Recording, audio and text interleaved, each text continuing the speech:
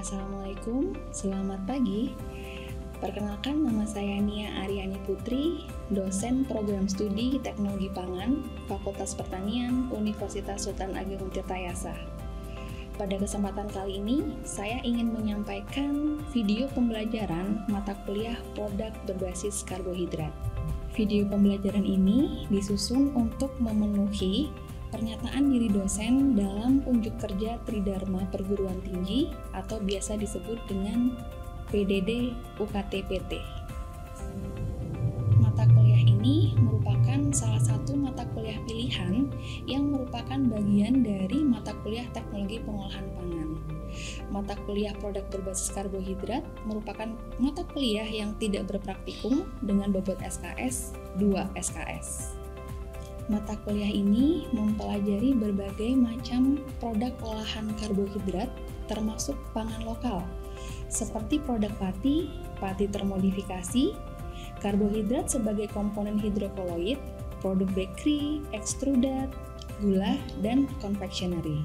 Materi tersebut meliputi teknologi pengolahan pangan, karakteristik mutu, serta faktor-faktor yang mempengaruhinya. Setelah mempelajari mata kuliah ini, mahasiswa diharapkan memiliki kemampuan sebagai berikut. Yang pertama, mahasiswa mampu menyebutkan dan mendeskripsikan berbagai macam pangan olahan berbasis karbohidrat termasuk produk pangan lokal. Yang kedua, mampu menjelaskan teknologi pengolahan yang tepat pada berbagai macam produk pangan olahan berbasis karbohidrat termasuk produk pangan lokal. Yang ketiga, mampu mendeskripsikan dan menjelaskan karakteristik mutu berbagai macam produk pangan olahan berbasis karbohidrat serta faktor-faktor yang mempengaruhinya. Selain itu, mahasiswa juga diharapkan mampu menerapkan pemikiran logis, kritis, sistematis, dan inovatif dalam pengembangan dan implementasi ilmu pengetahuan dan teknologi, serta mampu mendemonstrasikan kemampuan komunikasi lisan dan tulisan yang berkaitan dengan aspek teknis dan non-teknis. Materi yang akan dipelajari pada mata kuliah ini dalam satu semester termasuk pelaksanaan UTS dan UAS meliputi yang pertama, definisi dan ruang lingkup produk berbasis karbohidrat, kemudian teknologi pengolahan dan karakteristik berbagai macam tepung, pati alami, pati termodifikasi, karbohidrat sebagai komponen hidrokoloid, produk bakery, ekstrudat, gula, dan confectionery. Perkuliahan dilakukan secara tatap muka langsung sebanyak 80% dan 20% secara daring dengan memanfaatkan aplikasi video conference seperti Zoom Meeting atau Google Meet. Video pembelajaran YouTube baik pada channel pribadi saya atau dari channel yang lain yang mendukung materi yang sedang dipelajari. Selain itu, dalam proses pembelajaran, kami juga menggunakan LMS yang dikembangkan oleh Untirta, yaitu Spada Untirta.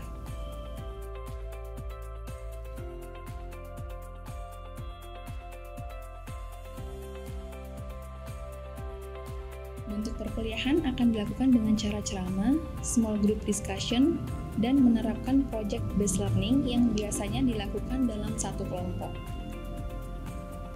Dalam proses pembelajaran, interaksi antara dosen dengan mahasiswa dapat dilakukan dengan memanfaatkan media komunikasi atau media pembelajaran yang telah disediakan. Dalam proses penilaiannya, kami menggunakan rubrik, baik rubrik skala persepsi maupun rubrik holistik yang diterapkan pada setiap penugasan dan ujian yang diberikan kepada mahasiswa sesuai dengan komponen penilaian yang telah disepakati bersama antara dosen dan mahasiswa pada kontrak perkuliahan.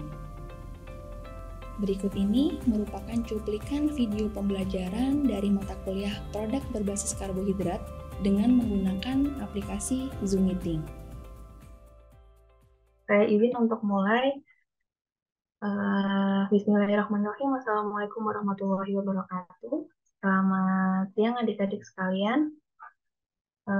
Untuk hari ini kita berjumpa lagi pada mata kuliah produk berbasis karbohidrat, di mana mata kuliah ini merupakan salah satu mata kuliah pilihan yang merupakan bagian dari mata kuliah teknologi pengolahan pangan. Seperti itu. Dan pertemuan hari ini merupakan pertemuan kedua, di mana pada pertemuan yang pertama kita sudah sharing, kita sudah diskusi dan menentukan kesepakatan terkait kontrak perkuliahan yang mencakup bagaimana metode pembelajarannya, kemudian materi apa saja yang akan adik-adik pelajari di sini, dan eh, bobot penilaian dari mata kuliah ini seperti apa aja itu sudah disampaikan pada pertemuan sebelumnya, seperti itu. Nah, sekarang untuk pertemuan hari ini kita akan bersama-sama gitu ya sharing tentang teknologi pengolahan tepung, padi, dan produk olahannya.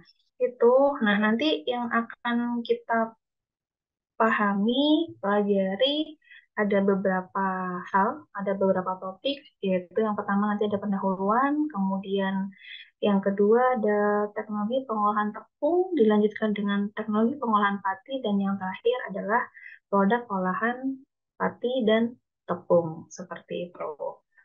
Baik, itu yang pertama sebentar.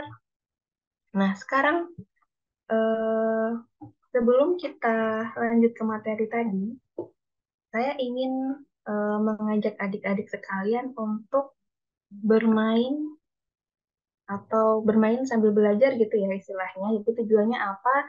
Saya ingin melihat atau saya ingin mengetahui seberapa paham adik-adik terkait proses pengolahan pangan dan terkait proses pengolahan produk berbasis karbohidrat, utamanya pada produk tepung dan pati, seperti itu.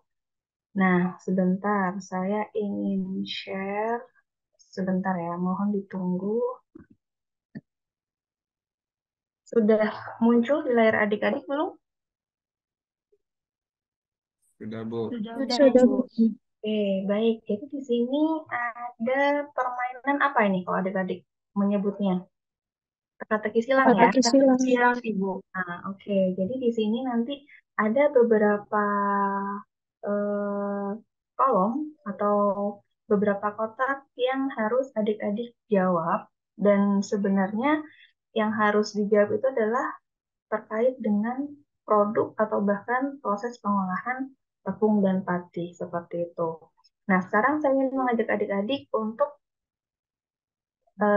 menyelesaikan atau menemukan satu persatu teka-teki silang yang ada pada layar ini. Oke, mau dimulai dari nomor berapa? Silahkan yang ingin. Satu, Ibu.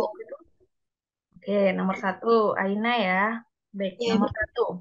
Satu mendatar. Kita lihat.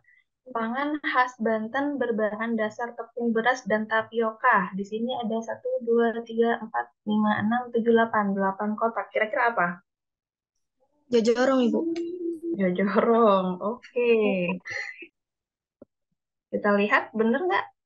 Ya, oke. Benar. Aina ya. Baik, sebentar. Sambil saya catat dulu namanya. Adik-adik yang lain yang ingin menjawab, boleh langsung dibuka ya mikrofonnya ya. Oke. Nomor selanjutnya siapa? Silahkan. Nomor berapa? Nomor 5, Saya, Ibu. Nomor 5. Ini ya. Kita lihat. 5. Sumber energi bagi tubuh. 5 mendatar. Ada tuh 2, 3, 4, 5, 11. Itu. Dava. Atau siapa yang Tadi mau itu, Bu, jawab? Silakan. Ya, 5 bagaimana? mendatar, Bu. Ya, apa? Karbohidrat bukan, Bu? Karbohidrat. Kita lihat ya. Karbohidrat. Oke, benar. Dava ya? Dava.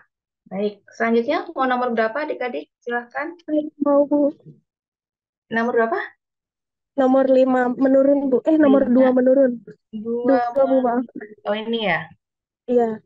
Benar ya? Jawabannya gluten. Oke, gluten. Dengan siapa? Laisya, Ibu. Aisyah. Kita lihat. Benar nggak? Belum. Sebentar. Gluten. Oke, Laisha ya, nomor 2 tadi. Sebentar. Tepat ya. Oke,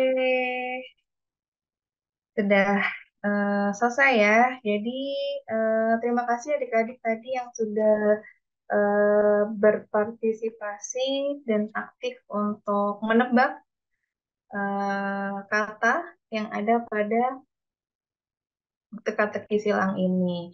Indonesia merupakan negara yang memiliki sumber daya alam yang melimpah baik hayati maupun non-hayati. Salah satu sumber daya alam hayati yang sangat mempengaruhi kehidupan manusia adalah makanan pokok. Kalau makanan pokok kita di Indonesia apa ya?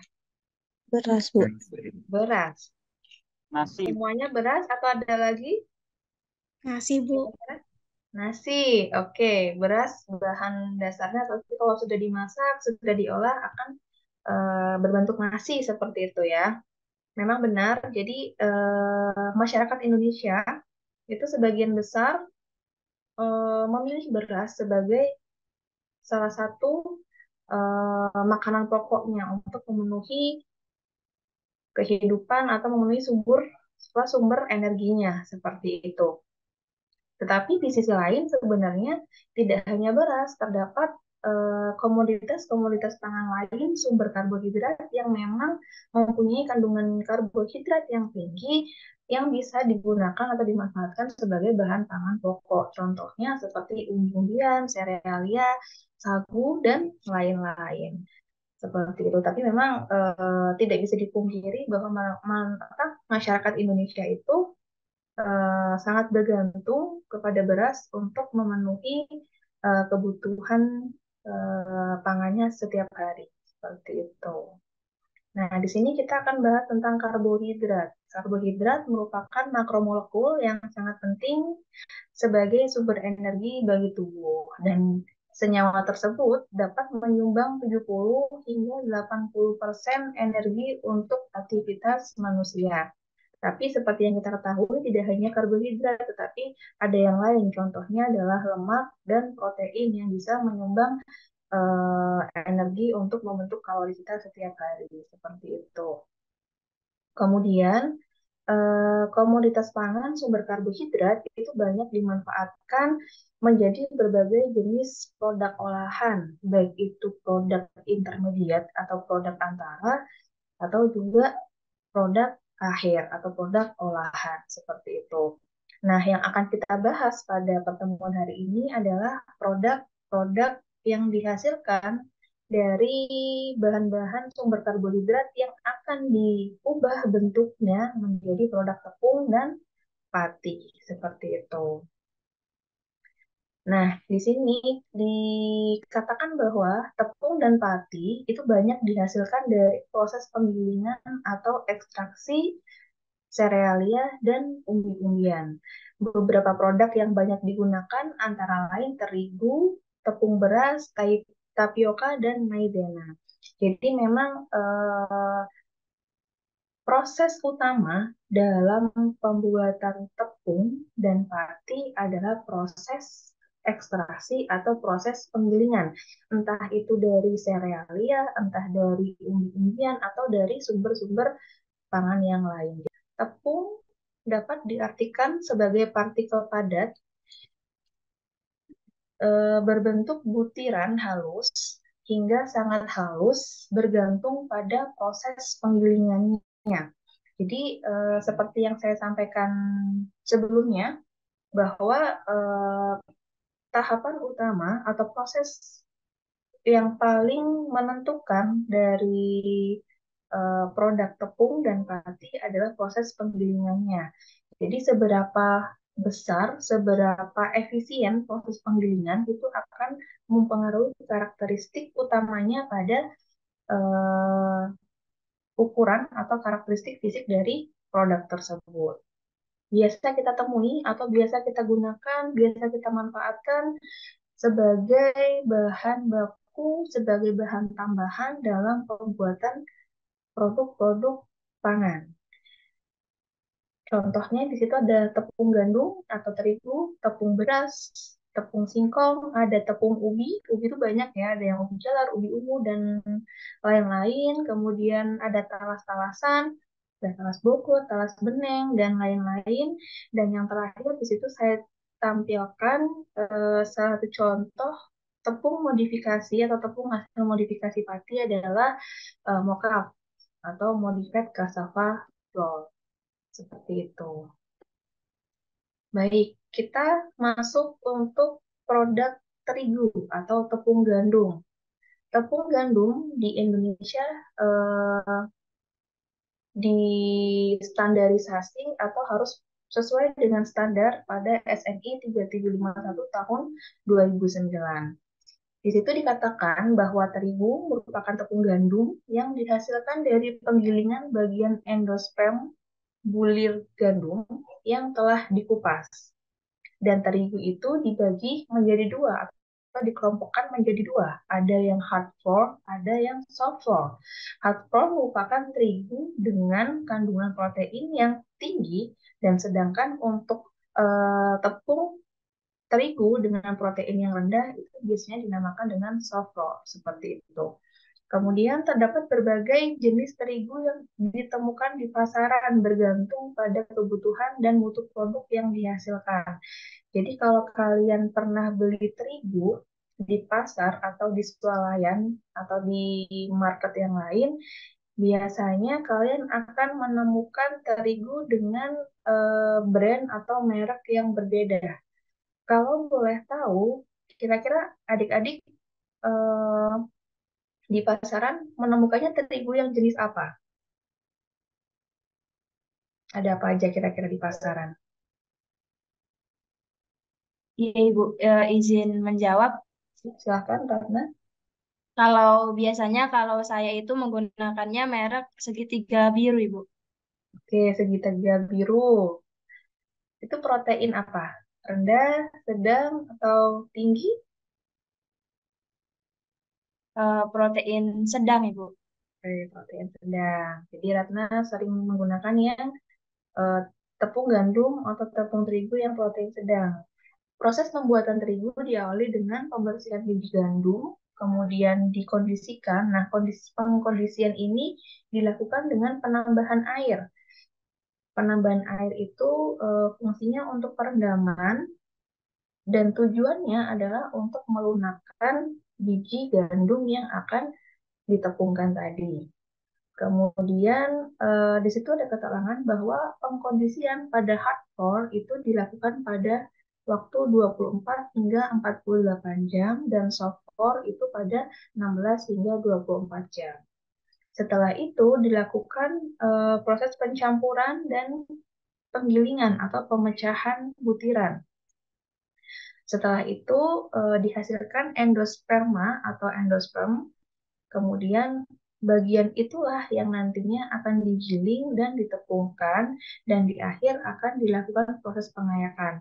Dan biasanya untuk produk terigu itu masih dilakukan proses fortifikasi seperti penambahan vitamin atau mineral sebelum dia dilakukan proses pengemasan seperti itu.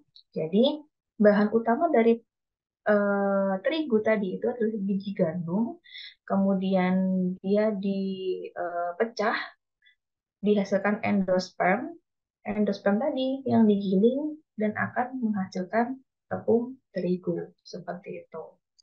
Oke, kemudian yang kedua tepung beras.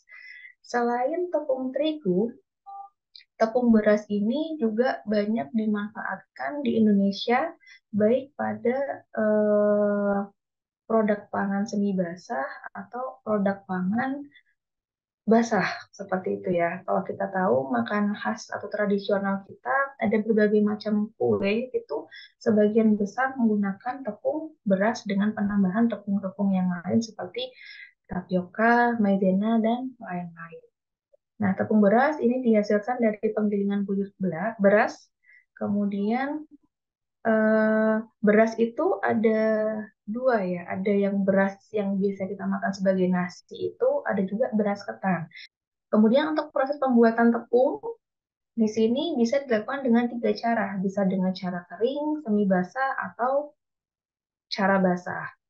Nah, di sini kita lihat eh, pada dasarnya sama, tetapi yang membedakan proses pengolahan semi basah dengan cara basah adalah dengan adanya penambahan air. Untuk yang semi basah, dia dilakukan proses penyemprotan dengan air, sedangkan pada proses pengolahan basah, dia direndam dalam air. Tujuannya apa? Adalah untuk mempermudah penggilingan pada proses selanjutnya. Nah, sekarang kita ke contoh tepung yang lain. Kalau yang tadi gandum dan beras, dia itu murni tanpa adanya proses modifikasi. Proses modifikasi ini maksudnya apa? Contohnya nih, apa bedanya tepung singkong dengan tepung singkong termodifikasi? Perbedaannya adalah di proses apanya? Kalau adik-adik bisa jelaskan. Ada di proses apa bedanya? Di proses fermentasi ya.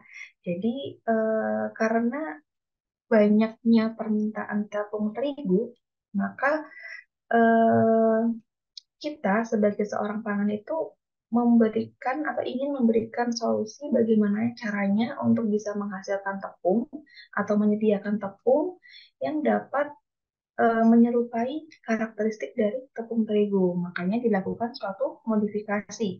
Modifikasinya dilakukan dengan cara fermentasi.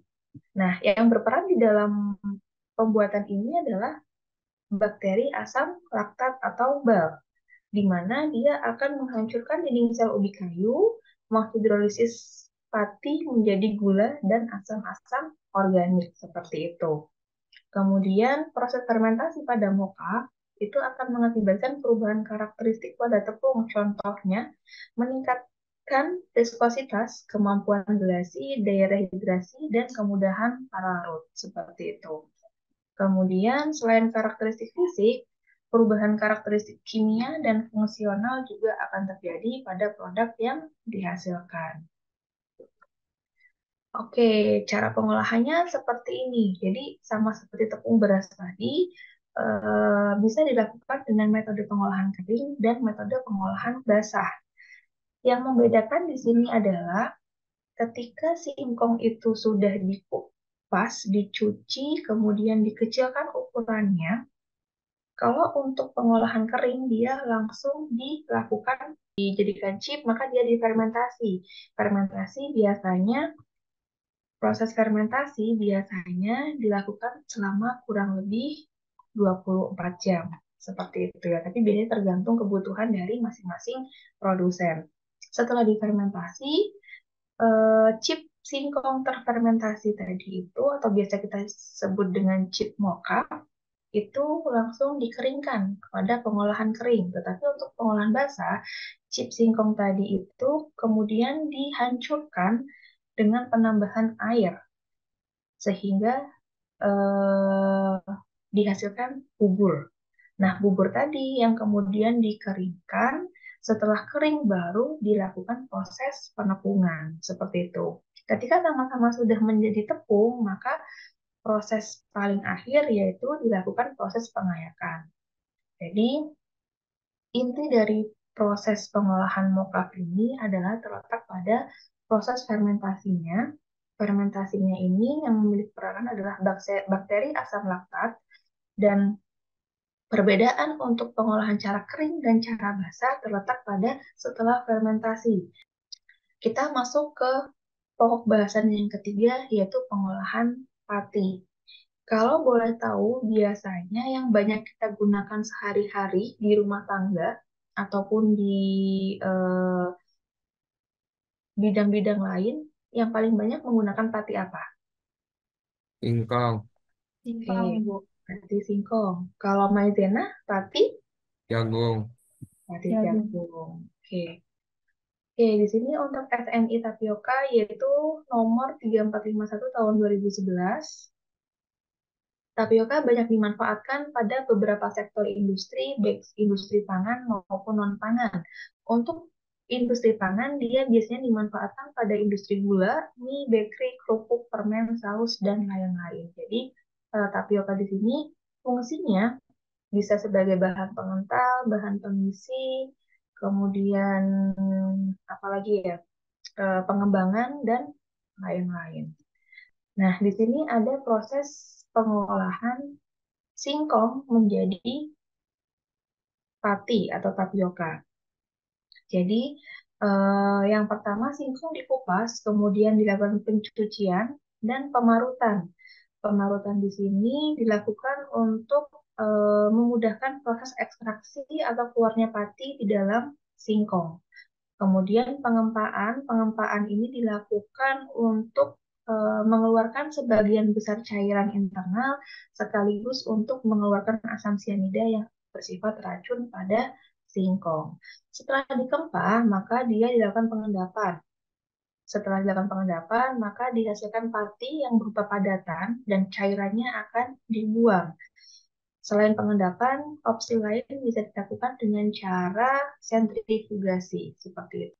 Contohnya, mungkin adik-adik sudah sering mengkonsumsinya atau bahkan dikonsumsi setiap hari gitu ya. Ada produk bakery, ada pasta, mie, kemudian ada snack atau extruded gitu ya, atau produk-produk hasil ekstrusi.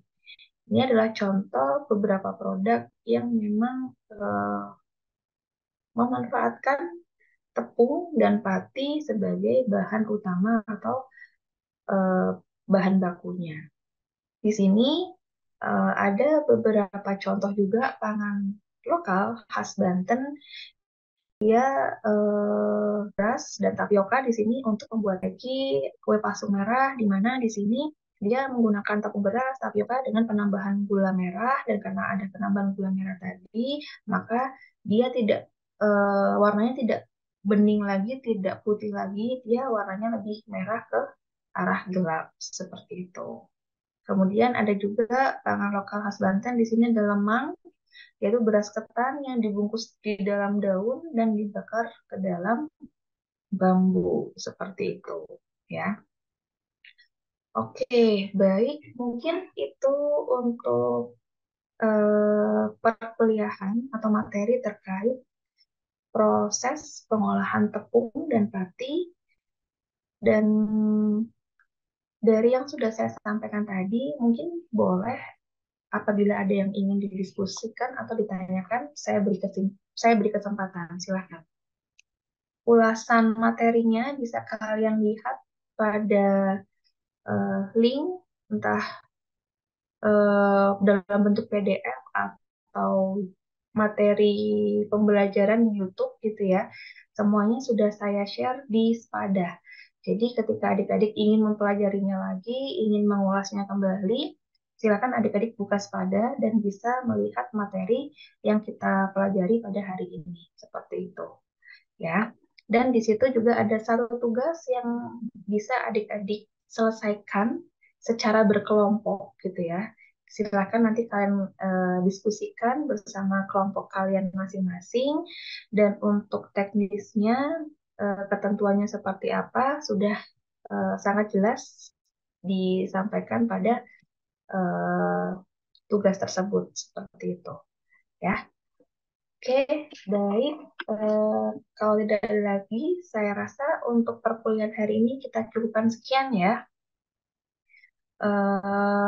Semoga apa yang kita pelajari, apa yang kita diskusikan pada hari ini bisa membawa manfaat bagi kita semua, gitu ya. Dan kita akan kembali untuk pertemuan selanjutnya dengan bahasan yang lain, seperti itu. Baik, terima kasih. Saya akhiri. Wassalamualaikum warahmatullahi wabarakatuh. Waalaikumsalam. Waalaikumsalam warahmatullahi wabarakatuh. Terima kasih, Bu.